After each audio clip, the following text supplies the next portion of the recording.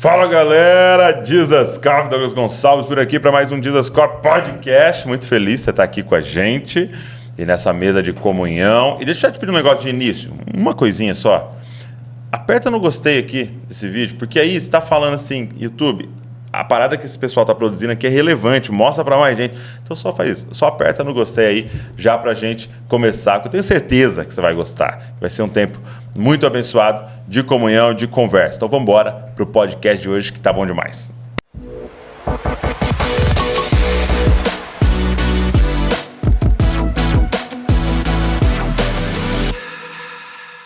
Meu amigo, Marcos Salles, que alegria. E aí, cara, bom demais estar com você. Que bom, hein? Conseguiu marcar. Eita, as agendas aí, né, não é fácil. Eu fico só assim de olho. Quem tá vindo para São Paulo? Quem tá vindo... Mas é uma alegria estar aqui, cara. Obrigado. De coração mesmo, muito bom. Obrigado mesmo. E aí você tá aqui para ministrar em São Paulo? Isso, eu vim ministrar aqui em São Paulo, em Santo André também. E aí a gente conseguiu casar essa... Achar no meio ali uma brecha. Você tem viajado com banda ou não? Tenho. Aqui você tá com a banda? Não, eu vim sozinho, eu vim mais pregar, né? De alguns anos pra cá, me descobriram como pregador, né? Entendi. E aí, às vezes, eu vou mais pregar. Acaba que tem que cantar também. Isso, claro. Acaba cantando? Acaba cantando, não tem jeito. Sim. Né? Canta uma, duas antes de pregar, faz um medley. Mas aí um violão e voz, né? Um violão e voz, é. Mas eu também tenho feito muito evento com a banda também. Assim, essas coisas mais pontuais, umas conferências, uns negócios. Sim. Porque a música, para mim, é muito viva, né? E aí eu gosto de fazer um negócio com a banda. Aquela pegada. Eu comecei a perceber isso, né? Como alguém que é da pregação e tal, e líder de igreja e tal, você às vezes quer que a pessoa venha sozinha, porque, né, logicamente, claro, são 5 passagens de avião, certeza, 5 hotel, 5 jantas, né? Todas as coisas, é um investimento maior. Mas eu comecei a entender o outro lado do músico, porque, poxa, ele quer entregar exatamente o que ele tem de melhor, né? Ele quer... Ele tem uma mensagem, ele sabe que tem uma embalagem bacana para entregar ali, né? E aí você traz ele só para... E por mais que você fale assim, cara, tem uma banda muito... A banda pode ser maravilhosa. Também tem essa, né? Tem essa. Toca com o pessoal aqui da igreja. Pode ser até melhor que os meus, mas Sim. não tem o mesmo conjunto, nem o mesmo... aquele entrosamento, né, cara? Entrosamento é a palavra, né? O entrosamento. Um jogador, tipo um time. E eu, assim, cara, uma mão levantada muda tudo pra gente que toca junto. Já entendeu? sabe, né? Um olhar e tal. E a minha banda é uma banda top, profissional, assim. Os caras estão... Na maioria deles são minhas ovelhas também, caminham isso comigo. ajuda muito, né? Ajuda muito, entendeu? Tem a minha linguagem, né? Tem a linguagem de administração, né? Que hoje eu caminho muito nessa vibe profética, entendeu? Ministrando, Entendi. né? E aí vai embora, vai fluindo. E aí com a banda é melhor. Mas eu, como pastor de igreja também Conhece outro lado? conheço outro lado e vou fazendo essa mescla aí, né? Muito bom, muito bom. E aí vem cantar e pregar. Eu queria conhecer um pouco, antes da gente ir para outras questões que estão acontecendo mais recentes, eu queria conhecer um pouco de sua história. Você vem de uma família já cristã, o famoso berço de ouro. Já diz, o cara me perguntou, você nasceu na igreja? Eu falei, não, nasci no hospital, né, irmão? Minha mãe era mais civilizada. Imagina o cara nascendo na igreja, né, irmão? Olha, aparece lá na projeção, né? Ó, a bolsa da irmã fulano estourou. A diaconisa parteira, por favor, comparecer. Criança 0012. Mas eu tive o privilégio de nascer numa família cristã. Meus pais são pastores, né? Meu pai faleceu tem 6 anos. E eu nasci num lar cristão. Sou filho de pastor. Né? Conheço alguém também que é filho de pastor. E nasci nesse ambiente, né, cara? Então eu fui desde sempre, né? Assim, imerso, né? Nesse ambiente de igreja, nessas coisas todas. E o seu pai era um pastor local? Meu pai era um pastor local. Meu pai era um pastor local. Hoje eu sou pastor da igreja que ele era o pastor, né? Eu assumi a igreja em 2010. Muito bom. E, assim, cara, a gente viveu uma coisa muito bacana, desafios, né? De filho de pastor. Uma época que eu não queria isso para mim. É isso que eu ia te perguntar. Porque eu percebo, eu sou um filho de pastor, mas que a minha infância e adolescência, início da adolescência, Eu tinha um pai de um ministério itinerante, um ministério servindo nas igrejas. Então é um pouco diferente. Você sofre mais com a ausência, assim. Agora, o filho do pastor local tem outros desafios, né? Então teve um tempo assim de você falar, cara, eu não quero. Tem a cobrança, que é uma coisa natural né? de pastor, não sei o que. Então. Existe a cobrança e existe os desafios, que era uma outra época. Era uma outra, meu pai durante muito tempo teve... Qual denominação? Aqui eu tô, Projeto Vida Nova. Projeto Vida Nova. Mas ela parecia mais com uma Assembleia de Deus ou era mais uma comunidade? Não, então. Meu pai era de uma igreja ultra tradicional, que é Obra da Restauração. Ok. Manga comprida, não sei o quê. Nós somos do Rio de Janeiro, ele foi pastorear no Espírito Santo. Eu tinha 3 anos de idade quando fui para lá. Quando eu voltei, eu tinha 9. Tá. Meu pai renovou a mente e falou assim, não, eu quero... Aí entregou as igrejas, tinha 3 igrejas lá, dessa denominação, né? Cachoeira do Itapemirim, Vitória e Guarapari e tal. Que ele abriu essas igrejas, né? E aí ele voltou, entregou a igreja e falou, não, Deus está me dando uma outra direção. Aí quando nós fomos para o Rio de Janeiro, estava com a mente mais renovada. Aí ele foi... já querendo... Aí fomos para a Assembleia, que meio que foi pra gente a Assembleia era muito renovada já, porque a gente... Nossa, minha mãe usava véu, mano. Então era mais com uma congregação cristã. Só por causa do véu, porque era bem pentecostal assim mesmo, a Vera, né? Entendi. Ultra. Xiita, assim. Aí foi nessa vibe. E aí assim, sem TV, sem futebol, sem... Não, sem nada, meu irmão, sem nada. Quando a gente voltou pro Rio de Janeiro, já deu uma melhorada, né? Entendi. Só que aí meu pai foi assumir uma igreja, que era uma igreja que estava sem pastor e tal, e ele já estava muito envolvido com essa questão da comunidade, né? Louvor congregacional, a cabeça dele estava nessa linha. Aí nós nos unimos ao projeto Vida Nova do apóstolo Ezequiel Teixeira, que é meu pastor até hoje. Então, e aí o projeto Vida Nova também é nessa linha de comunidade, louvor, adoração, tudo. E eu fui inserido nesse contexto, né? Mas, assim, era um tempo onde meu pai, por exemplo, durante muitos anos teve que trabalhar de forma secular, porque não dava, a igreja não tinha condições. Então era muito difícil essa questão financeira pra gente. Eu vi meu pai sofrendo muito, minha família, a gente era bem pobre, né? E eu falei, cara, não quero isso pra mim, irmão. Não quero isso. Eu não quero ser pastor, entendeu? E comecei a tocar na igreja. Eu sou um cara autodidata, aprendi a tocar na igreja, nunca tive aula de música. Sou um cara assim que a música eu sempre falo assim, a música sempre me acha, cara. A música me achou. É um dom que Deus deu, né? Então, e isso desde criança? Desde criança. Eu pegava qualquer instrumento, tirava som, violãozinho, pegava, tocava, as pessoas ficavam espantadas, assim. É mesmo? É um dom natural, um negócio que veio assim. E aí comecei a tocar na igreja e eu falei, cara, eu quero ser músico, meu irmão. Eu vou ser um músico bom, quer saber? Eu quero ser... E qual era o seu instrumento de preferência? Eu aprendi a tocar violão primeiro. Ok. Filho de pastor toca tudo, sabe? Né? Tem que tocar, toquei bateria. Que é o coringa. Coringa. Tira. Mas meu instrumento profissional que eu trabalhei profissionalmente foi o contrabaixo. Eu sou baixista. E aí comecei... Então você é músico. Eu falei, eu vou ser músico. Falei assim, e você cantor? Vou gravar uma parada, você é cantor. Eu sempre cantei na igreja, né? E só que aí, cara, lá pro 17, 18, eu tava muito envolvido, e foi onde Deus me chamou pro ministério, né? Aí já tinha uma noção ali, assim... Rasga os planinhos. Rasga os planos. Por que acontece? Eu vejo que existe uma... O pessoal fala assim, não, mas não se faz pastor como antigamente. Eu penso, que bom. Por quê? Hoje mudou. No sentido natural dessa expressão, eu sei o que as pessoas querem falar. Estão falando de raiz. Né? Mas eu digo assim, por exemplo, quando eu hoje vivo de uma forma...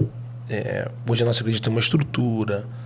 E quando eu hoje faço diferente, eu estou honrando o que o meu pai sofreu lá atrás. O sangue que ele derramou. Sim. Foi para que eu não preciso fazer o que ele fez. Não. Seria desperdiçar, né? Seria o caminho que ele abriu no facão, né? Exatamente. Eu estou trilhando um caminho que outros pavimentaram hoje. Então, se eu faço diferente, eu estou honrando o que esses caras fizeram antes, entendeu, cara? Porque eles queriam que você fosse além. Né? Exatamente. Essa é a parada. Então, assim, na minha cabeça ali, esse conflito, 17, 18, lá pro 19 que eu comecei E aí caiu essa ficha. Não, cara, você é do altar e você é pastor e acabou. Mas você chegou a tocar fora? Secular? É. Não. Eu tive tive muita proposta para tocar fora. Porque eu tocava contrabaixo, assim, como é que eu posso explicar? Eu era bom, cara. Entendi. Pode falar, poxa. Tenha medo. Eu era bom. Eu cara, não entendo nada.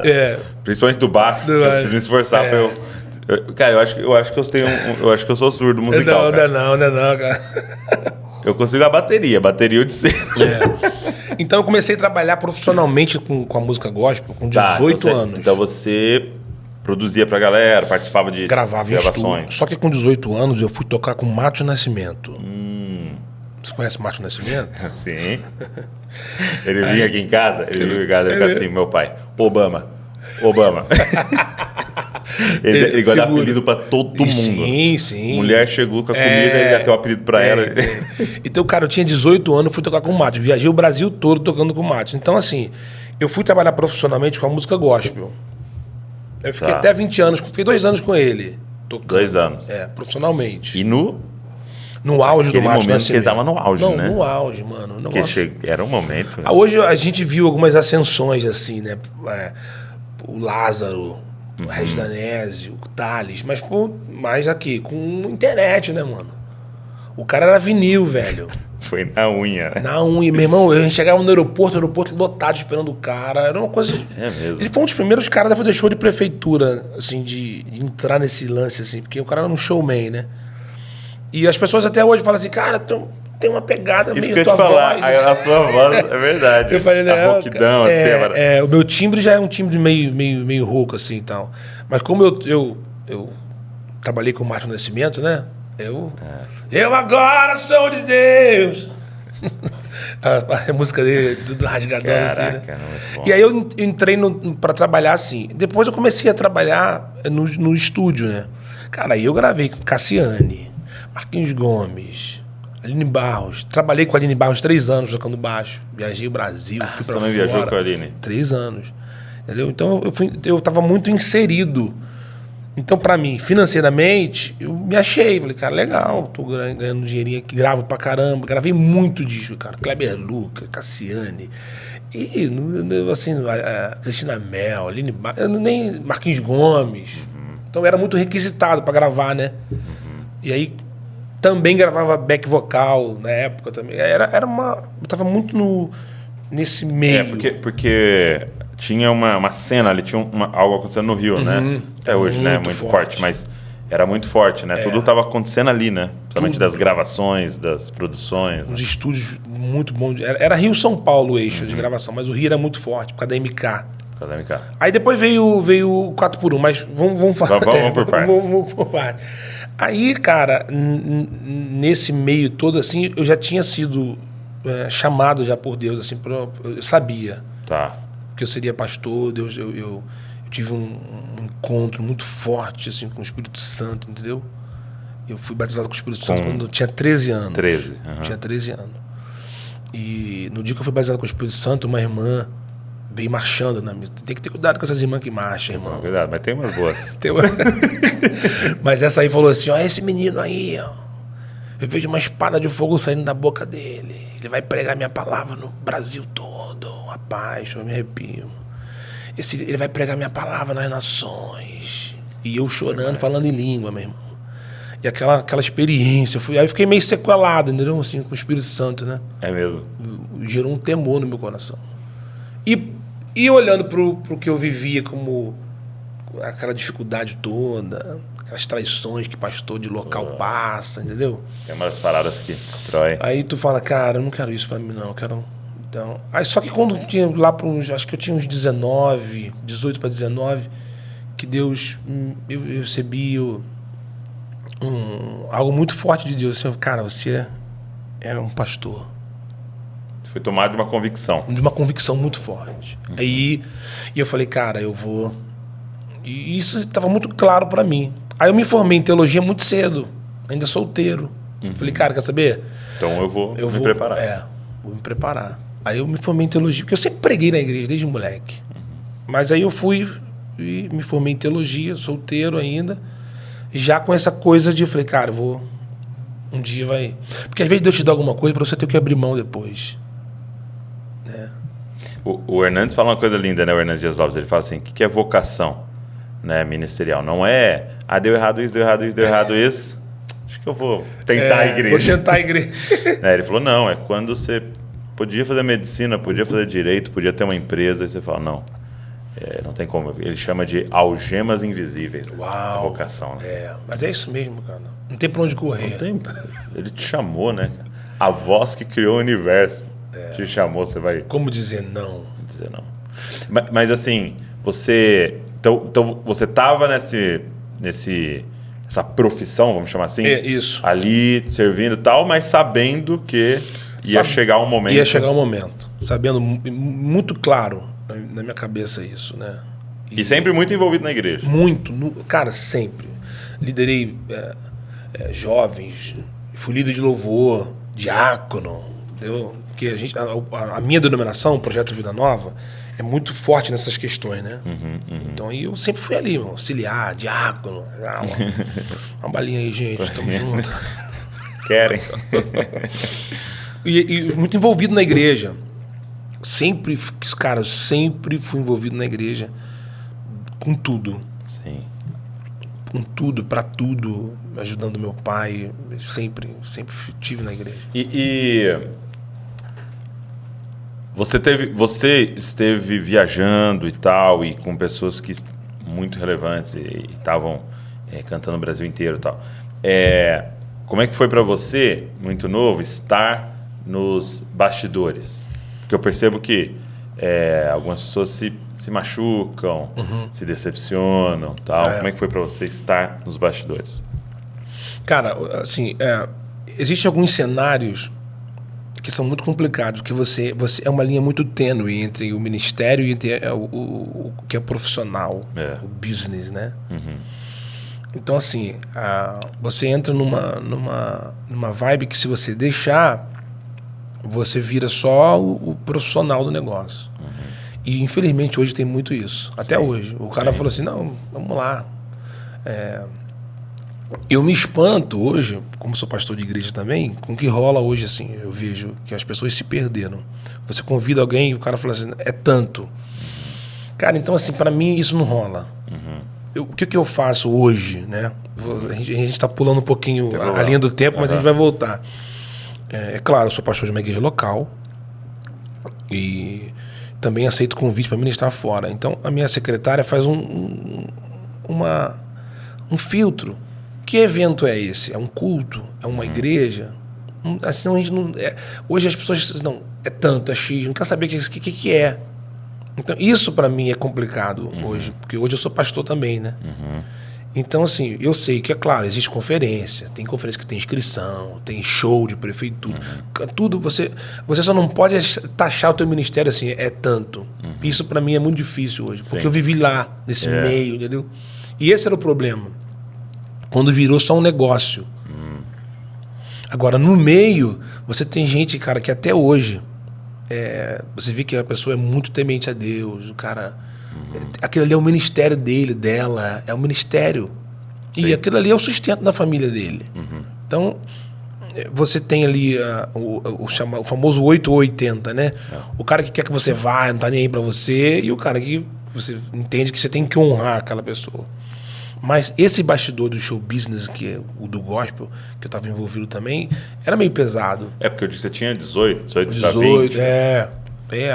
E aí tem a fama, tem aquela coisa, a euforia, aquela, né, o glamour ali, tudo. Você tem que saber lidar com isso, né? Eu acredito que o cara que não tá com raízes profundas na igreja local, é muito difícil não se perder nesse caminho. Muito difícil. E na minha visão, hoje... Quando você olha para essa questão da música, as pessoas se perderam muito por causa do distanciamento da igreja local. Porque a igreja local abate o cara. É um abatedor.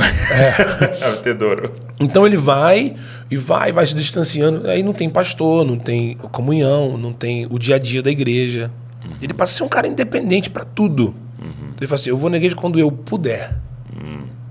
Aí ele perdeu a família. As pessoas vão perdendo a família, cara. Por quê? Não congregam. Você tem que ir para a igreja com os seus filhos. Os seus filhos precisam estar com você, viver a vida da igreja, essa vida da igreja. E hoje eu vejo que as pessoas estão perdendo isso, né? Eu tenho perguntado assim para algumas pessoas, né? Quando a gente está num discipulado e tal, quem que é você? Né? Quem que é você? E se a gente pudesse... E existe uma hierarquia, né? Sou um filho de Deus. Então, beleza. Como é que está na sua agenda aí, que parte você é um filho de Deus? E falando sobre essa comunhão pessoal com Ele, né? Mas se a gente for colocar, segundo, você é um marido. Entendeu? E como é que está você como marido? E eu digo assim, enquanto empenho você coloca nisso, porque é necessário pensar. Entendeu? O que eu vou fazer com minha esposa? O que ela está precisando? Como é que eu posso melhorar como marido? Onde eu estou falhando? Será que eu tenho que ler um livro? Será que eu tenho... Mas em terceiro, você é um pai. E aí eu tô falando, você se empenha como pai a ponto de falar, eu estou fazendo um curso aqui, ó, de paternidade, estou lendo esse livro, eu vou numa conferência de paternidade.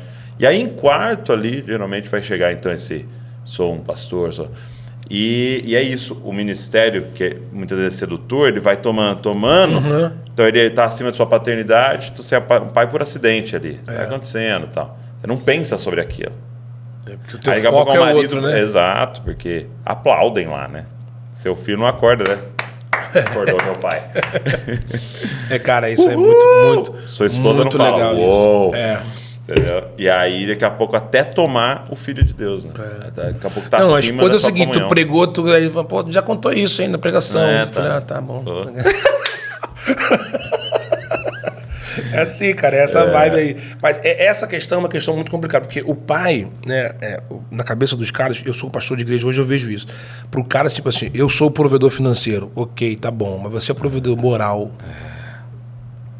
Você também é um provedor ético, um provedor espiritual para os filhos também, né? Esse provedor que consegue apontar o caminho, mostrar, caminhar junto. Então não é só o provedor financeiro, é o provedor ético, o provedor moral. E essas questões hoje estão muito... É tenso, meu irmão. E é sedutor, né? Esse podcast, estava até conversando aqui, que saiu do Francis Chan, é muito forte, porque uma hora ele fala assim, que ele estava falando com um amigo dele, o John Piper. Que coisa, hein? E aí John Piper falou para ele assim, Francis, o sistema foi feito para nos derrubar. Uau. O sistema foi feito para nos matar. Olha isso. Então, se você se deixar envolver, realmente, ele vai te matar. E algumas semanas atrás, também aqui a gente tem de segunda-feira um treinamento profético, está acontecendo aqui na igreja, nesse semestre, e veio o Vitor ministrar, e ele falou sobre eu nunca tinha visto aquela passagem dos filhos de Eli, né? E diz assim que eles entravam e eles, a ordem do Senhor era queima para mim a gordura, né? E depois queima as gorduras, pode vir e com um garfo, o sacerdote, tirar uma parte para ele, para o sustento dele e tal. E a Bíblia diz que eles falavam, não, antes de queimar, deixa eu pegar. E eles pegavam antes de queimar a gordura. E aí ele começou a falar o que isso significava, né? Que a gordura, ela é a parte mais cheirosa. É a parte, né, mais cheirosa. Então, quando era queimado a gordura, subia aquele cheiro no templo, que era esse incenso ao Senhor. A gente está queimando o que tem de melhor ao Senhor. E, cara, era aquele cheiro de churrascaria. Entendeu? Então, todo mundo que passava falava, olha, nós estamos entregando o melhor. Então, eles vinham e garfavam o melhor. Aquele cheiro ao Senhor. E aí, cara, fui muito confrontado de quantas vezes, ao subir no altar, a gente garfou a gordura para nós. Eita. E aquele aplauso foi para você. E né? E quantas vezes a gente garfou essa gordura, né? E, cara, como é perigoso, né? E às vezes você não vai ter controle. Alguém pode querer te aplaudir. Mas você ter essa clareza, né, Senhor? Ele não sabe nada que está fazendo. Eu sei quão quebrado eu sou, né? E ficar devolvendo. Então, assim, eu acredito que, olhando para a sua história, a igreja local é que nos traz de volta. Sim, cara. Você ir lá cantar, você ir lá tocar com a Aline Barros, mas voltar ali, tá bom, limpa o chão aí. É isso aí. A Bíblia fala que teve um tempo que Davi ia ao palácio e voltava. tem um texto que fala assim, Davi ia e voltava, né? Ia ao palácio, mas, cara, o palácio de Saul tocava harpa, mas ele voltava Para as ovelhas. para as ovelhas. Então, assim, pra um lugar simples, mas ele tinha que voltar. Porque tem hora que você precisa ter essa consciência, né, de que você tem uma base ali. E eu tenho visto também hoje, assim, a gente não pode olhar, tá tudo mal, tá tudo mal. Não. Eu tenho visto Deus levantar uma geração de ministros aí, cara, que estão muito ligados à igreja local. Que respeitam a igreja local. E vivem essa vida. Isso para mim é maravilhoso. E cantam uma mensagem, está fluindo da igreja local, né? Exatamente. Tá inserido nesse contexto e a partir dali estão sendo enviados. Porque existe um envio, cara. Tem uns caras que estão indo por conta própria, né? Sabe o que é maravilhoso, né? Que o Arthur, o Thiago e o Léo viajam ministrando, né? Fazem parte da nossa equipe aqui.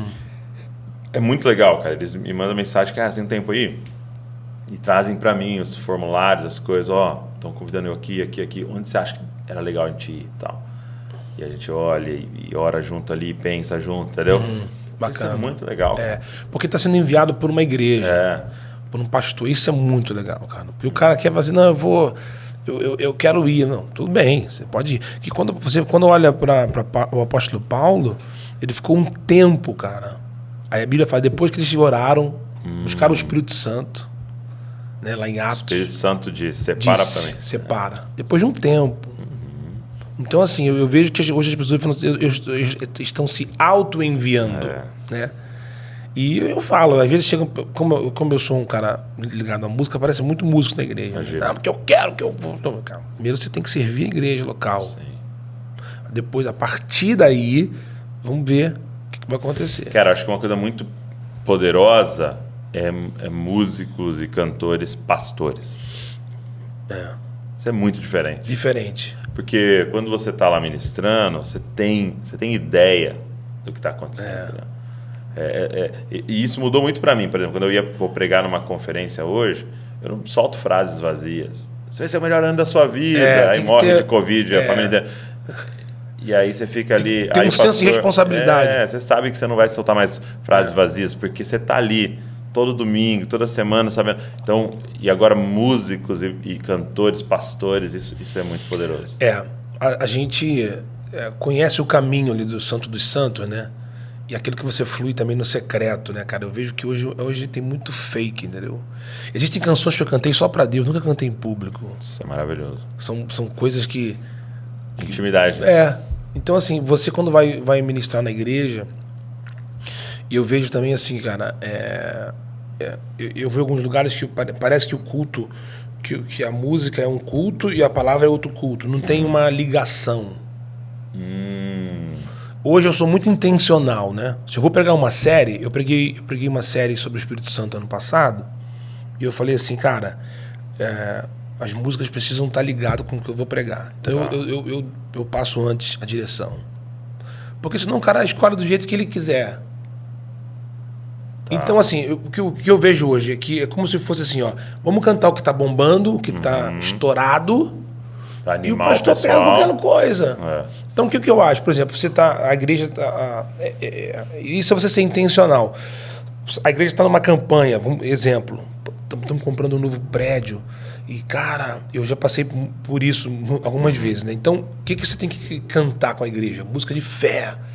E pá, e tal. Você tá pregando uma série sobre Jesus. Cara, canta sobre Jesus, meu irmão.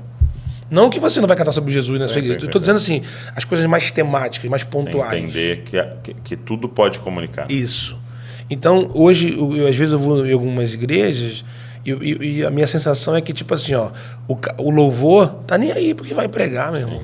Mas a gente tem um problema que muitas vezes, né, não estou generalizando, mas muitas vezes o músico e o cantor ali não sabem nada de Bíblia e o pastor não sabe nada de música. Então... exatamente. Depois também não tá nem aí que você vai cantar qualquer coisa. Então, mas, cara, quando existe um alinhamento... Isso é maravilhoso. Cara... Eu preguei domingo sobre o Cântico dos Degraus, né? Eu preguei uma mensagem sobre Salmo 121. E aí citei algumas coisas sobre a questão do Salmo 121, do Cântico dos Degraus, como que também chamado Cântico de Romagem, né? E a mensagem foi sobre essa. No final, eu tinha dado uma direção antes, falei, ó, cara, eu quero essa música aqui. E no final eu chamei a igreja, né? Eu falei, vamos cantar um salmo que também está dentro desse... É como se fosse um inário, né? Um conjunto de 15 salmos que eles cantavam, né? Aí, autoridade e poder, uma música antiga, você conhece? Sim. Domínio em tuas mãos, pois o Senhor é Deus, o Senhor é Rei dos povos. Cara, e foi muito legal, assim, o final, que eu falei assim, não vou terminar agora celebrando e tal, cantando um dos cânticos que tá no que eu tô falando aqui. Cara, mas foi, assim, uma coisa... É muito diferente. Muito... Quando você canta depois de ter ouvido... Quando você canta com entendimento. Às vezes a pessoa cantou 50 anos essa música. Aquele dia eu tinha entendimento que eu tava fazendo, né? Por que ele tava cantando aquilo, né? Isso é muito poderoso. Aí, você tá ali... músico profissional, cantando, tocando e tal, começa a gravar. Quando é que surge o 4x1? Então, o 4x1 surge em 2002. Eu trabalhava com a Aline Barros e também trabalhava com o Emerson Pinheiro, que é o esposo da Fernanda Brum. Toquei com a Fernanda Brum 2 anos também, né? E eu trabalhava muito com o Emerson em estúdio. Ele é produtor, eu gravava com ele. E virei parceiro de composição. E a gente fazia... Porque ele pegava disco para produzir e falava, Salles, vem aqui para casa, tem que entregar um disco que tá faltando música, vamos compor. Aí eu ia para casa dele, ele era recém-casado, cara. É mesmo? A gente é muito amigo, cara. Boa, mais de 20 anos. E bem mais. E aí a gente ficava escrevendo música porque faltava repertório, aquela coisa de produtor também, né? E aí a gente estava gravando no estúdio, ele falou, cara... Vamos montar uma banda, Salles. Aí tinha o Valmir Bessa, que é a batera do 4x1. A gente tava gravando junto. E nesse dia no estúdio, a gente sentou e a gente fez a primeira música do 4x1, que é a música Adorar a Deus. Há um caminho para a adoração, adorar a Deus, ver você voltar, adorar a Deus, me entregar. A gente pegou aquilo ali, fizemos uma demo. E aí a gravadora falou, pô, que legal, quem é essa aí? Eu falei, minha banda. Ela falou, desde quando você tem uma banda? Eu falei, desde ontem. Da noite. Quem tá cantando? Eu falei, ele falou, você canta? Eu falei, ele canta. Aí o Emerson também cantava, né? Junto comigo. E aí lançou a banda, cara. Aí em 2003 a gente lançou. Só que nesse disco tinha 5 pães e 2 peixinhos. Nesse já tinha? Nesse primeiro? Primeiro. Que foi... Explodiu. Cara, quando entrou... Essa música entrou na rádio primeiro, Adorar a Deus. Fez um barulho legal, o pessoal gostou, pô, interessante, uma banda nova. Mas quando entrou 5 pães e 2 peixinhos na rádio, cara, aí foi uma loucura. Canta um pedacinho dessa daí pra galera. Quem poderia imaginar que o menino ia ajudar a alimentar a multidão? É assim que Deus faz, usar quem Ele quer. Menino, homem ou mulher. É muito fora. Cara, aí essa música foi um negócio, uma febre, meu irmão. É muito Mato Nascimento. Parece, não parece? Parece. Somente essa música aqui, ó. Sou feliz. Conhece essa aí, ele cantando. Xande. Pô, ele é... Cara, aquele vídeo. É muito aquele bom. Vídeo, Arrepia. Ele é demais. Aí, cara, assim, a gente ficou assustado. Porque ele falou, meu Deus, o que tá acontecendo, cara? Aí o Emerson, cara, a música tá em primeiro lugar. Bicho, não sei o quê. Aí começou. Aí foi uma febre. A gente vendeu platina, né, cara? É mesmo? Foi assim. Na época que o disco de ouro era 100 mil. Entendi. O disco de ouro era 100 mil. Depois foi pra 50, depois 40. Sim. Na época que o disco de ouro era 100 mil, a gente vendeu 100 mil cópias. Daqui a pouco 200 mil e foi, o negócio foi assim... Interessante. Mas aí, porque eram 4 integrantes? Aí entrou o Duda Andrade, que era o guitarrista. 4x1. E aí vocês começaram, então, a, vamos dizer assim, focar nisso, porque vocês todos tinham outras atividades. Então, aí o que acontece? Nessa época, eu tocava com a Aline, em 2003. Aí, quando surgiu o 4x1... não dava mais pra conciliar. Aí eu falei, pô, a Aline e tal. A Aline é muito minha amiga, cara. Ela, o Gilmar, o esposo dela. Somos amigos até hoje. E E aí a gente não conseguiu mais tocar com ninguém. A gente tocava com a Fernanda também, o 4x1. Fazia muito show junto. Ah, é? Porque o cara era a esposa Aí dela. vocês né? eram a banda dela, tipo Era a assim. banda dela e o 4x1 abriu o show. Legal, legal. Aí fazia aquelas casadinhas, né? Aí o escritório era o mesmo, Aham. porque né, fazia os eventos, as agendas. Só que depois, cara, foi um negócio tão explosão que não dava pra conciliar mais. E aí a gente foi pra um lado, um 4x1, uma agenda intensa, no primeiro CD. Aí gravamos o segundo CD, que tem uma música que é uma música dá vontade de pular. Conhece essa? É, Quando só. estou em tua presença, dá vontade de... Cara, isso foi uma febre nas Foi igrejas. uma Foi um negócio de louco. Aí, quando Era o a pe- hora do bate-cabeça, né? exatamente. Quando o pessoal falou assim, não, mas essa música aí, 5 Pães, é diferente, cara, mas agora não vai ter outra música dela. Cara, aí veio. Isso aí, dá vontade de pular. Foi uma Mas essa, febre. quem compôs essa? Dá vontade de pular? O Emerson. O Emerson. É, muito bom compositor. E nesse disco, tem a gente foi o primeiro a gravar. Vim para adorar-te, uma versão, né? É mesmo? Foi. Aí logo depois o pessoal da Adoração e Adoradora gravou também. São músicas que chegam num nível de, tipo assim, de ter sido cantada no Brasil que você não sabe mais de quem é. Mas de quem é? A gente Não foi o primeiro a sabe mais- gravar. É, interessante. Vim para adorar-te, vim para prostrar, vim para dizer que conhece essa, né? És meu Deus. E aí tinha essa música nesse segundo CD. Cara, aí foi uma febre. Aí o Emerson saiu do 4x1. Porque ele não dava, cara. Não tinha como, né? A esposa dele cantora, né? E falou, gente, não dá pra mim mais. Aí entrou o Bruno, que tava namorando a Bruna Carla. Que aí virou nosso tecladista, né? Sim. Aí nós somos amigos pra caramba. Eu sou padrinho da Bruna e do Bruno, de casamento. E aí virou. Só que a gente lançou um chamado, mano. Pô, mas aí você só pega o marido de pessoa que canta, aí Que não dá, não dá. não dá, né? Mas ele era namorado da Bruna. Aí casou. A gente é muito amigo até hoje. Aí, cara, na verdade, aí quando o Emerson saiu, aí a gravadora, tem que repensar, né? O Emerson é o produtor. Só que a gente tem um chamado, mano. Tem um chamado. Aí foi um negócio de Verdade. louco. Aí foi um negócio de louco. Mano, um pouquinho da Del tem um chamado. Eu tenho chamado, jamais vou me calar.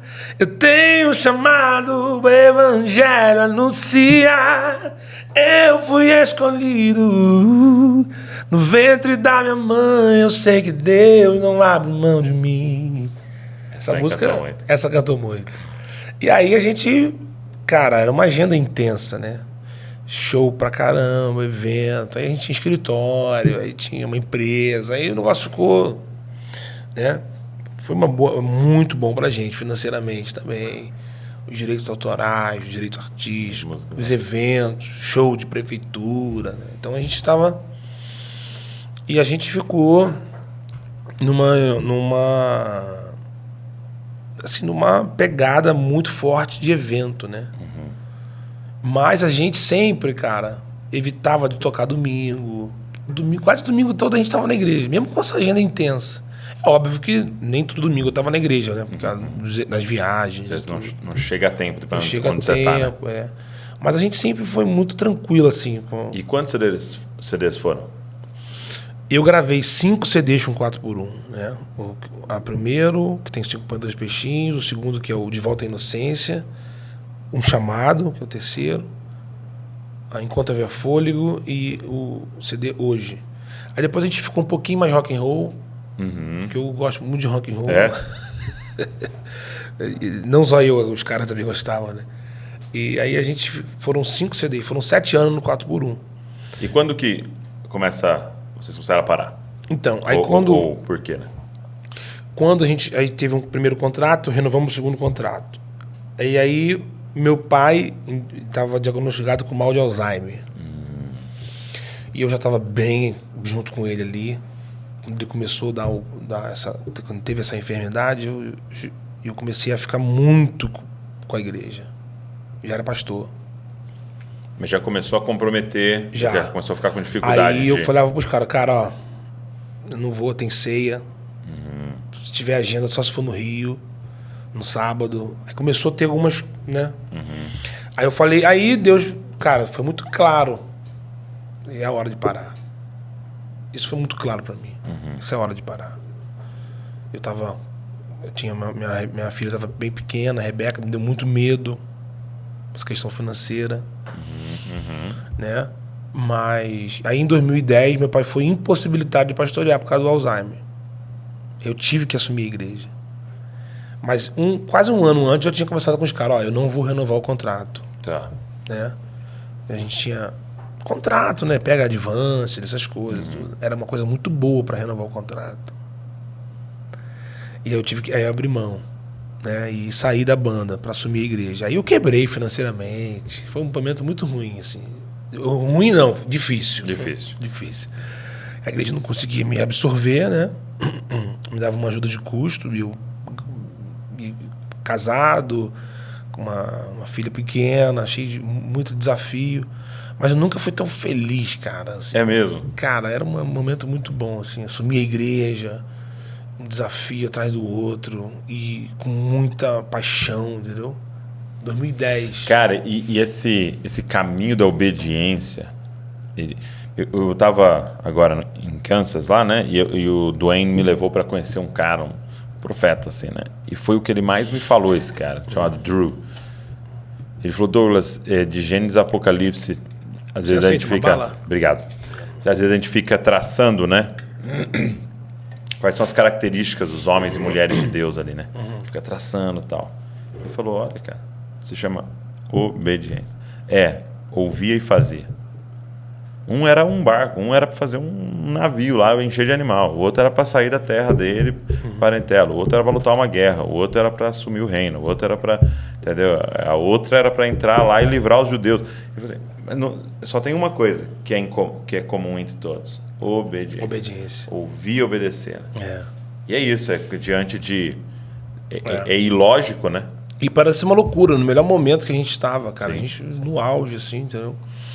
E a obediência, Deus falou para Jonas, vá para Nínive. Uma ordem clara, direta. Ele não quis ir. Então ele vai para Tarsis. E a Bíblia fala que o texto diz assim, e Jonas comprou uma passagem e entrou numa embarcação, entrou num navio. Então a gente conhece a história. Veio uma tempestade, o vento forte. Aí a Bíblia fala que os marinheiros começaram a jogar a carga fora. Aí começou a dar... Porque quando você anda em desobediência, o prejuízo não é só seu, é quem está à sua volta. Então, a Bíblia fala que Jonas comprou passagem. Então, quando você anda em desobediência, você se torna financiador dos seus próprios desastres. Uau. Ele mesmo pagou a passagem Ele mesmo pagou a passagem. Então, quando você anda em desobediência, você se torna financiador dos seus próprios desastres. Aí todo mundo conhece essa história. Ele foi jogado no mar e tal. Não. Então, a desobediência é o caminho oposto daquilo que Deus tem para a tua vida. Sim. Então, Deus te deu uma ordem, Deus te deu uma voz de comando. Aí eu falei, não, eu não quero fazer a minha vontade. Ok, então Deus está para cá e eu está para lá. É o caminho oposto. E você vai lutar contra isso, você vai lutar contra tudo, cara. Entendeu? Então, só que quando a Bíblia fala que Abraão é o pai da fé, ok. Quando a gente fala de fé, na nossa cabeça, porque hoje a gente pensa muito religiosamente, pouco biblicamente. É verdade. Né? Então existe uma pensar mais com a cultura evangélica do que com a cultura bíblica. Da cultura bíblica. Quando a gente fala assim, Abraão é o pai da fé.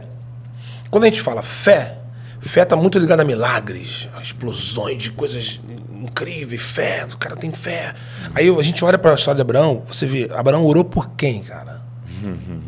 Curou quem? Curou quem? Qual foi o milagre que Abraão fez, assim? Não, Abraão obedeceu. De uma forma extrema. Confiou na voz. Confiou. Então, assim, a obediência, hoje, assim, e eu vivi muito isso na pele, entendeu? Eu tive que obedecer de uma forma extrema. E abrir mão de um monte de coisa, cara. De um monte de coisa. E pra mim, isso na minha cabeça estava muito claro. Minha esposa também, assim, cara, teve Deus falou também no coração dela, né? Ela entendeu muito isso. A gente teve muita paz, né? E foi uma coisa muito legal. A igreja cresceu, né? A gente foi crescendo, foi avançando, mas foi um tempo muito difícil. Eu quero ouvir de você sobre transição. Mas antes, uma coisa que eu tenho refletido muito, Marcos, é tipo assim, um dia nós vamos estar diante do Senhor. Eu, você, cada um que está aqui, cada um que está nos assistindo, nos ouvindo, nós vamos estar diante do Senhor e o que ele chama de o julgamento das obras, né? Então não é nem para salvação, né? Salvo na cruz, em Cristo, o sangue de Jesus pagou pelos seus pecados. Então nem agora ele vai perguntar, mostra-me as tuas obras. E eu comecei a pensar nisso, sabe? Tipo assim, tá, quais são as perguntas que ele vai me fazer? E ele não vai perguntar quantos CDs você vendeu. Não vai. Quantos livros você vendeu? Quantos seguidores você tinha? Ou ele não vai perguntar, naquele lugar que você foi, quantas pessoas estavam lá para te ouvir? Ou qual é o tamanho da igreja? Ele vai perguntar, por que você gravou um CD? Por que você escreveu esse livro? Você foi fiel? Você obedeceu? Quando eu mandei você não gravar mais nenhum CD, você não gravou? Ou quando eu mandei você gravar aquele com aquela mensagem que não ia explodir, você gravou? Ou quando eu mandei você ir para a igreja e largar, você foi? Você foi fiel, né? E, cara, isso precisa entrar no nosso coração, porque no fim é o que importa, né? É esse dia diante dele que vai determinar muito da nossa eternidade, né? O como nós vamos passar a nossa eternidade. E às vezes a gente fica tão envolvido com aqui, né? E tratando como importante coisas que o Senhor não trata como importante. Exatamente. Fiel, né? Ser fiel. E essa geração, assim, e é interessante, voltando para Jonas, a Bíblia fala assim, e Deus falou pela segunda vez com Jonas. Cara, a gente tem que estar num nível que Deus não precisa falar a segunda vez. A voz dele... Às vezes a gente fala, a terceira vez que alguém profetiza isso pra mim. Uau, tá pegando, meu irmão. O negócio tá bravo pra você, hein? Quer dizer que então, você não E, faz sentido. E obedecer ao Senhor, nem sempre, cara. Eu acho que quase nunca, né? Vai ser algo assim confortável, né? Alguma coisa que você... eu tô esperando, porque isso aí não. Mas você precisa caminhar nesse nível, né? De obediência. Sabendo que ele é bom, o que ele pede vai ser pro seu bem, né? Mas eu queria ouvir de você transição, né? Então, seu pai era o pastor da igreja por quantos anos? Ele pastoreou ali? Pastoreou ali 25, 24, não, menos. Mais ou menos isso, cara. E como é que foi, então, você assumir? Como é que foi? Como é que foi a igreja aceitando? Então, a igreja me aceitou muito, a igreja me respeitava muito. Você estava já lá muito ali, né? Muito presente. É óbvio que a minha dinâmica era outra. E aí o que, por exemplo? A mentalidade mais aberta, algumas questões doutrinárias, né? A mentalidade mais aberta, o profético mais ativado. Ok. Seu pai era mais o quê? Assim, mais mestral, não? Mais mestral. Meu pai era um cara muito evangelista também. Tá. Mas era um cara... essa minha veia evangelística, assim, o pessoal fala, cara, tu faz, assim, entre aspas, você faz um apelo, hein, cara? Um apelo, um convite, né? A gente tem uma habilidade. Eu falei, eu aprendi com meu pai fazer apelo. Meu pai fazia... se fosse um pastor pregar e não fizesse apelo, ele ia fazer... Fazia a boa do apelo. Mas assim, essa questão toda porque a Bíblia fala assim, ó, Moisés tinha uma vara. E depois você fala assim, Josué tinha uma lança. Okay. Muda o ciclo, muda a ferramenta. Entendeu? Então isso para mim é muito claro. Então eu consegui atualizar o que a gente podia fazer. E implantei. Por exemplo, a gente estava sufocado com um culto só, quando eu assumi a igreja. Focado, está muito cheio. Muito cheio. Cabia 500 pessoas na igreja, a gente reunia muita gente lá. Quando eu assumi a igreja, eu falei, cara... Daí, uns 3 meses depois eu botei 2 cultos. Uns 5 horas e uns 7h30. Cara, a igreja duplicou de membro. Então, assim, algumas coisas que... Vamos comprar isso. Aí meu pai reunia comissões e comissões. Meu irmão, se Deus me deu uma direção, meu irmão, a gente vai embora. Porque assim, eu creio que essa geração é a geração do pé na porta.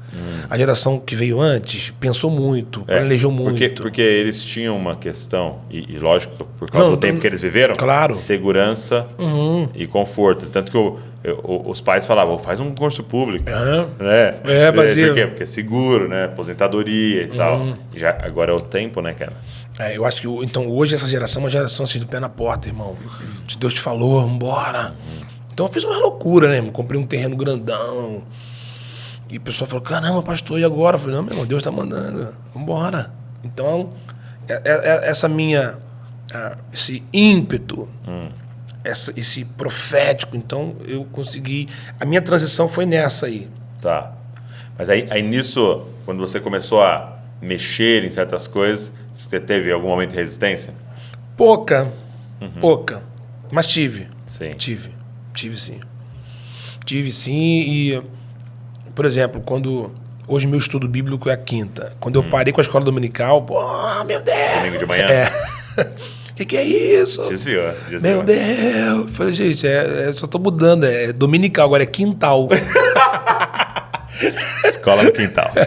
Aí assim, aí a gente vai... Eu tenho culto 10 da manhã, culto de 18h30. E isso na cabeça da galera, meu Deus... Algumas coisas assim, né? Então eu falo pro cara, meu irmão, você vem pra igreja de manhã com a tua família, à noite você mete o pé, não quero te ver aqui, meu irmão. Não vai ocupar o lugar de alguém. Da tua família, cara, e tal. E também na questão do lugar, né? E também vai cuidar da tua família e tudo. E o nosso estudo bíblico funciona nas quintas-feiras, na nossa igreja e tal. Então, algumas coisas estruturais. Teve resistência, claro, teve resistência. Mas, assim, não foram grandes resistências, né? Sim. Parede preta também, galera. Deu. Porque a gente não tinha, né? Boate. A boate. Na verdade, eu não botei nem preto, eu botei cinza, chumbo. E lá, lá no altar, tudo pretão, assim. Né? Mas, como é que pode? E como é que foi pelo seu pai? Porque ele estava vivo por um período, né? Quando eu assumi a igreja ali em 2010, ele estava com Alzheimer, mas ele ainda estava meio que... Né? Ele me dava muita liberdade e tal...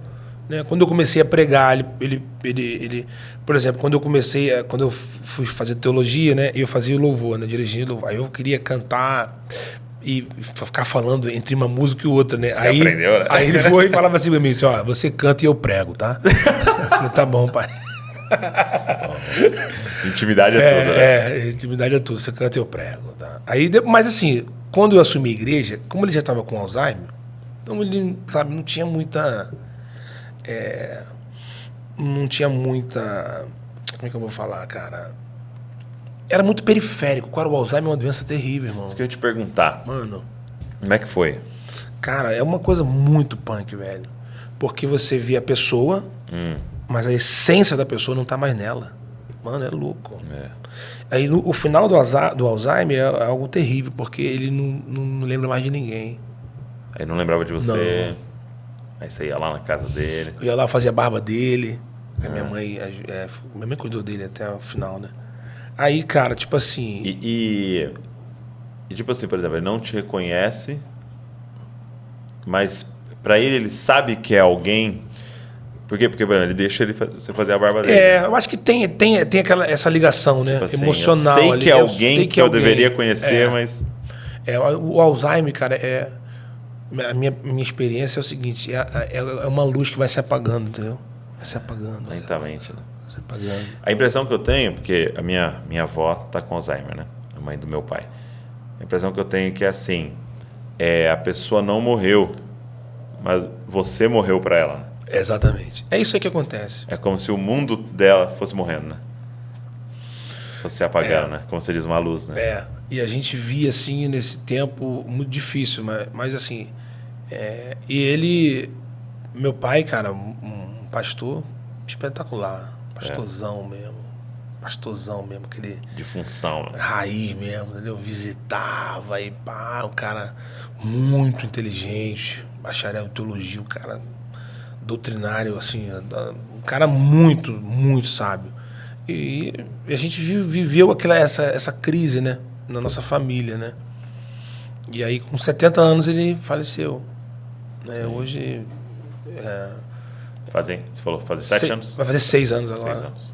Em setembro. Sim. Por causa da idade. O Matias nasceu, meu filho, ele faleceu em setembro.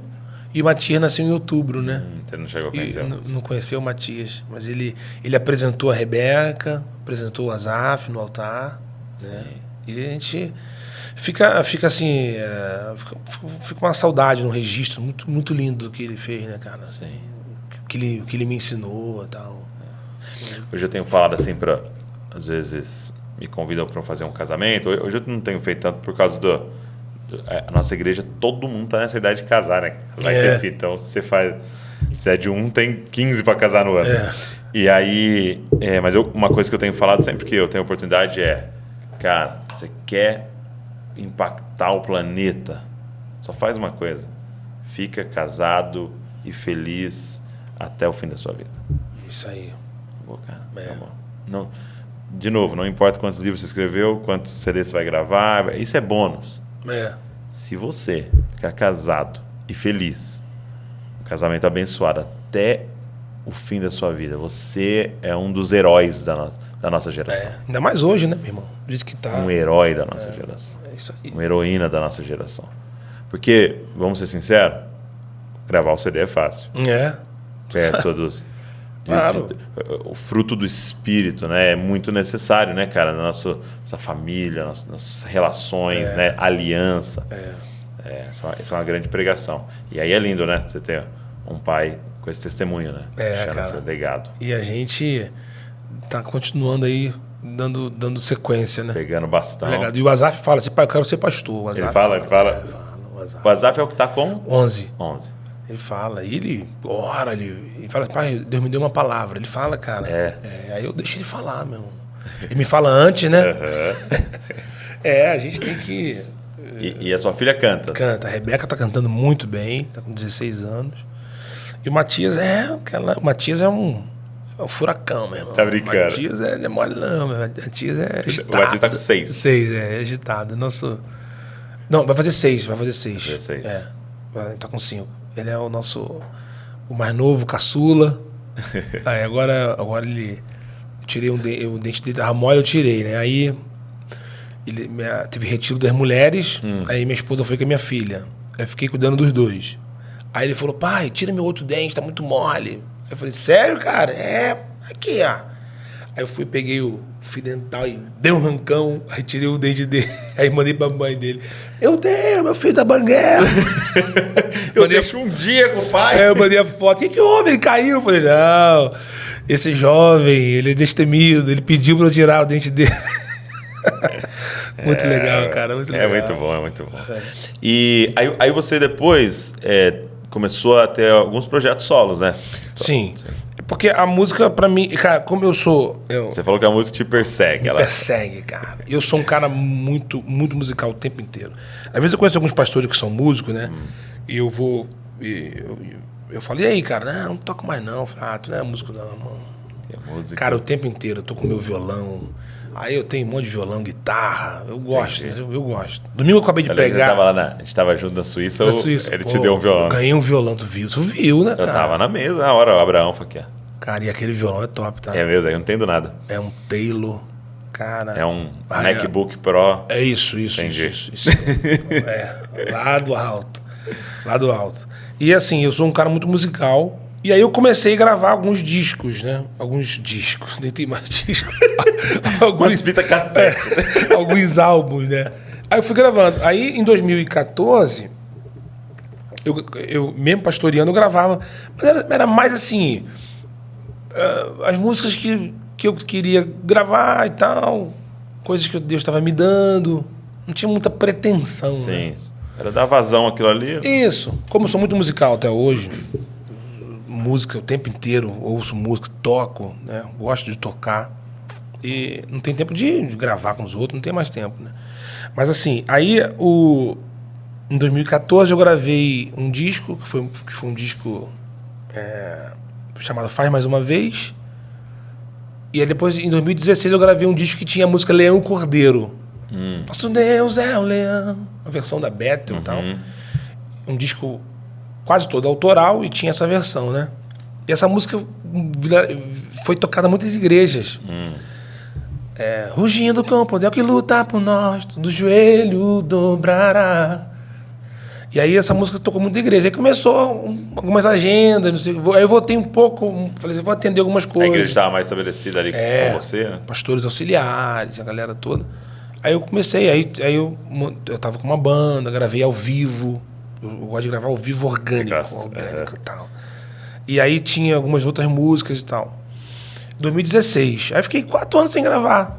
Né? Meu foco é a igreja, né, cara? Sim. Pastorear e tal. Aí em 2020 eu gravei a música Estamos de Pé. Cara, que foi um negócio assim que eu não esperava, sinceramente. Foi no meio da pandemia, né? No meio da pandemia. Então tinha muito a ver, né? Faz um trecho dessa daí. E a música é: não caminhamos pelo que vemos, o que nos move é o que nós cremos. Nação santa, somos a igreja. Vivemos por fé, estamos de pé. A perseguição não parou. A igreja, o Coliseu não parou.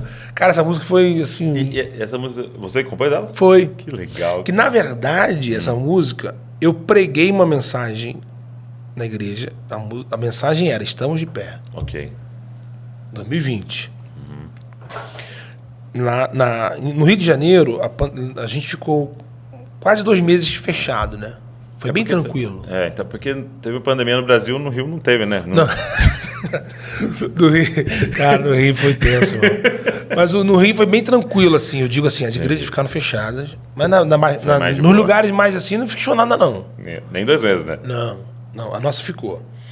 Aí, quando tava acabando esse período ali, que já tinha uma data, ó, pode reabrir com distanciamento e tal.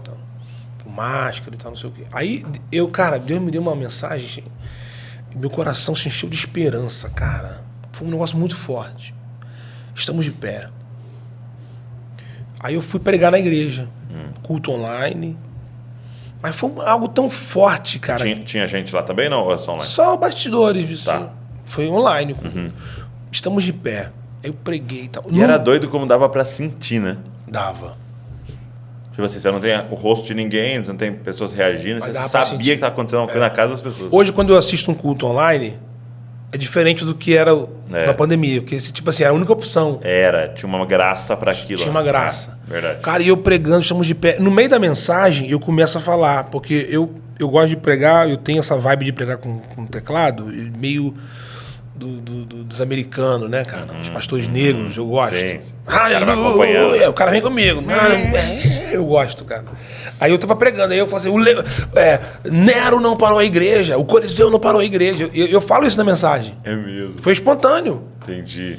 A cruz não parou a igreja, os leões não pararam a igreja, nós não vamos parar e tal. Aí voltou. Quando voltou, todo mundo, pastor, estamos de pé. Estamos de pé. Virou um movimento. Virou um jargão ali, uma frase. Aí, pastor, vamos fazer umas canecas? Vamos fazer uns adesivos? Pra botar Estamos nos carros? de pé. Estamos de pé, camiseta, não sei o que. Falei, vamos embora. Fizemos uma carreata para arrecadar alimentos. E a carreata era Estamos de Pé. Cara, que legal. Foi muito legal. Aí escrevia nos vídeos do carro assim, estamos de pé e tal. E depois, cara, eu peguei o violão e essa música veio assim, ó. Pum.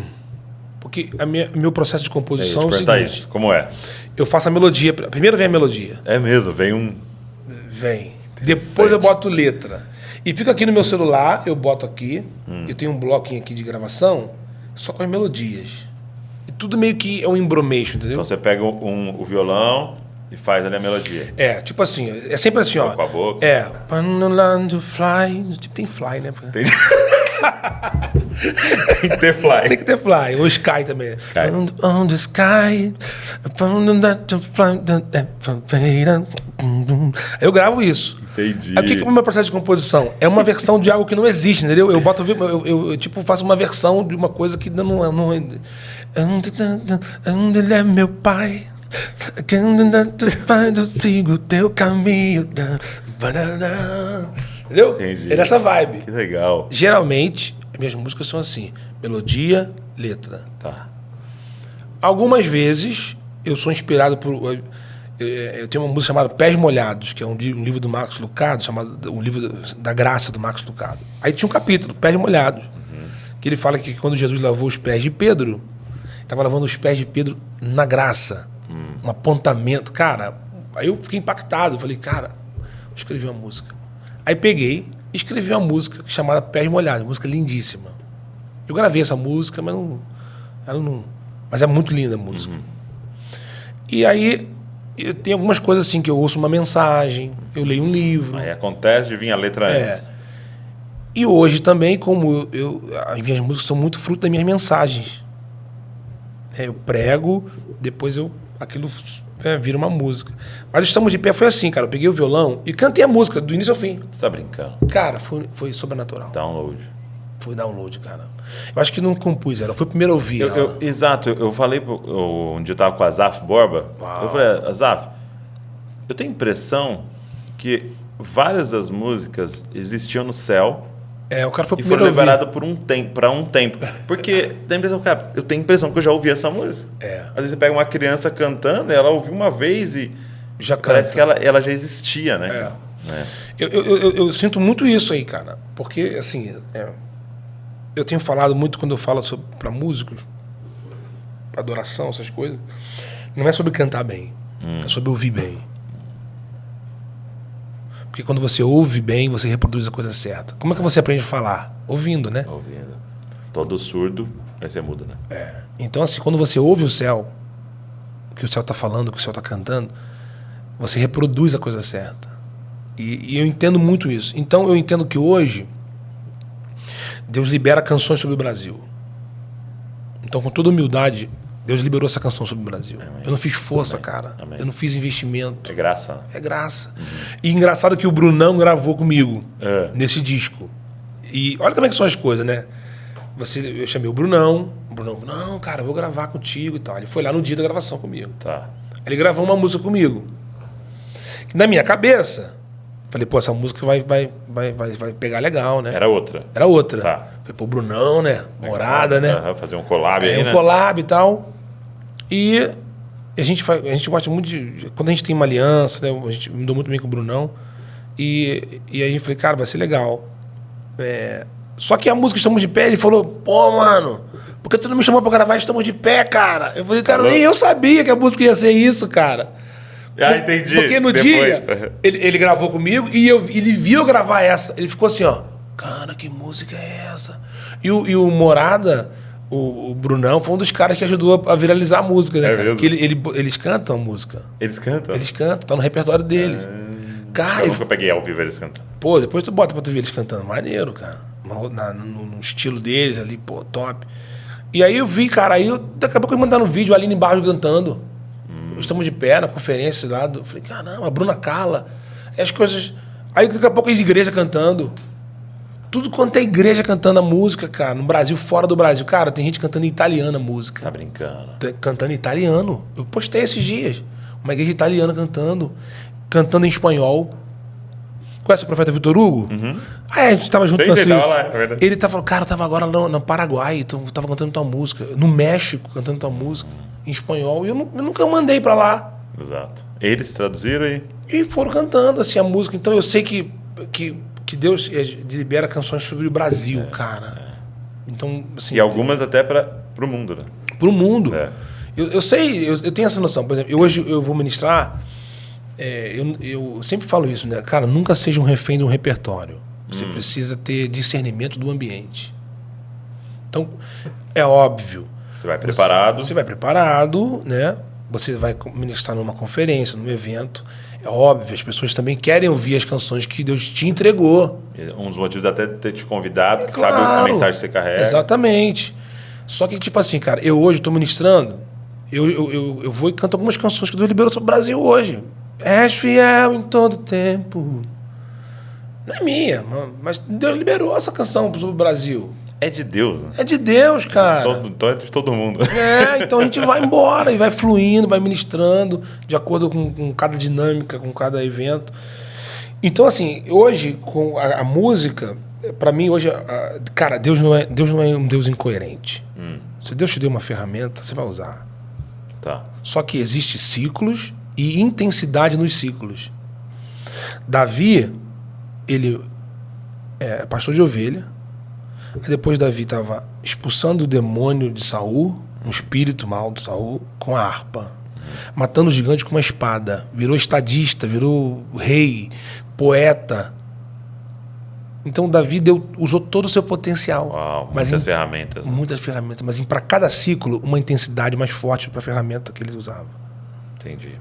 Então, se você, quando Deus te dá dons, você precisa entender que Deus não te deu à toa, Deus não é incoerente. Então, para cada ciclo, aquela ferramenta vai ser utilizada, e aí você tem o que falta hoje é discernimento dos ciclos. E é lindo assim, que se você pega, Davi foi um guerreiro, né? Guerreiro. E ele era um perito na espada. Tanto que ele foi a época mais vencedora de Israel, né? Quando ele tem o filho, Salomão, você pensa, ele vai treinar Salomão na espada, né? Ele é um guerreiro, vai treinar um filho guerreiro. E ele não treina. Ele fala assim, ó, quando você for governar, pede sabedoria. Então ele discerne, tipo, a próxima estação não é uma estação de espada, porque Deus já me usou nisso. A próxima estação é de multiplicar, e agora é sabedoria, é administrativa a próxima estação. Então você vê que ele não treina o filho dele para ser ele, né? Mas uma nova ferramenta. Uma nova ferramenta. Então, essa dinâmica dos ciclos que você precisa estar muito atento, né? Então, hoje eu estou nessa, né? Vou ministrar, porque, cara, é impressionante hoje a força da internet hoje. É um negócio de louco. Então, eu ia te perguntar isso. Você viveu a época do CD, né? Você fala o dia, se for gravar um disco. Você pegou a época do CD, né? De tudo, até chegou até a dar uma olhadinha na época do vinil ali vindo e tal. E agora você está no iTunes, Spotify, YouTube e tal. Se tornou mais fácil, mais difícil? É melhor? Eu queria que você falasse na perspectiva do músico, do produtor. É melhor ou aquela época era melhor? Então, o que eu acho assim, ó, hoje, a forma de... A música sempre vai ser música. Sempre foi. Né? Desde a música dos palácios, provinciana e tal. Então, hoje, inclusive foi uma música que fez um estrago na cabeça de Saul, né? As mulheres entraram cantando. Uau. Saul matou milhares e Davi matou 10. Pô, Saul, cara, que isso? É um hit, né? Um hit, uma marchinha de rua. Uma marchinha de rua que causou um rebuliço na cabeça de Saul. Então, assim, eu acho que esses tempos... O tempo do CD e tal era uma coisa muito orgânica. Então, gerava... falando de músicos... entre aspas, artista, porque a gente não pode deixar essa palavra de uma forma pejorativa o tempo inteiro, né, cara? Faz arte, né? Faz arte. Produz arte. Então, assim, gerava, forjava artistas mais orgânicos, fortes, fortalecidos, porque não tinha como você inventar. Era mais desafiador. Né? Mais desafiador. Você vai gravar, você é uma banda, o cara via, os caras são top, meu irmão. Então era uma coisa consistente. Ter um CD era algo... Porque o investimento não era todos, né? Não era qualquer um, não dava para fazer no quintal. Não dava, era investimento. E gerava uma carreira, entre aspas, assim, consistente. Hoje você vê que o cara, com uma música na internet, cara, eu vejo, o cara estoura com uma música, e viraliza de uma tal forma. Aí tu leva o cara na tua igreja, no teu evento, o cara só tem aquela música. Mano... E não tem condição. Aí você vê que não tem, sabe, bagagem. Você vai conversar com ele na mesa. Não tem bagagem. Que antigamente, para você chegar num nível de exposição, o cara tinha que ter uma bagagem. Sim. Entendeu? Uma bagagem. Hoje a música ela chega mais rápido e aí você tem a questão. Hoje é com certeza. Você pode fechar os olhos para isso. Sim. Hoje a forma de divulgar melhorou pra caramba. Hoje ficou mais democrático. Ficou mais democrático. Hoje você não é refém de uma rádio. Aqui no celular, você tem aqui o Spotify, o streaming, né? A Apple Music, a Deezer e tal. Então, YouTube. Então, hoje a forma de você entregar música ficou mais fácil, mais prático. Antigamente você tinha que pagar uma rádio, cara. Então, hoje você não é mais refém de uma rádio. Então, a música tua, por exemplo, o Estamos de Pé tá batendo quase 9 milhões no YouTube. Nossa, é muito forte. No Spotify tá quase 4 milhões de streams só no Spotify. Então você imagina, vendi 100 mil cópias. É bom, não é? Sim. 100 mil cópias. Mas e aí? E 8 milhões, é bom ou não é? Entendeu? Então o alcance é muito maior. Entendi. Só que hoje tem outras dinâmicas. Você precisa gerar conteúdo o tempo inteiro. Entendi. Tanto que eles te incentivam a diluir, né? Então, tipo, você não solta o CD inteiro, né? Solta o dia inteiro, vai soltando uma música e tal. E aí você tem que estar o tempo inteiro nas redes sociais aquecendo. Entendi. Entendeu? É outra dinâmica. Outra dinâmica. Outra dinâmica.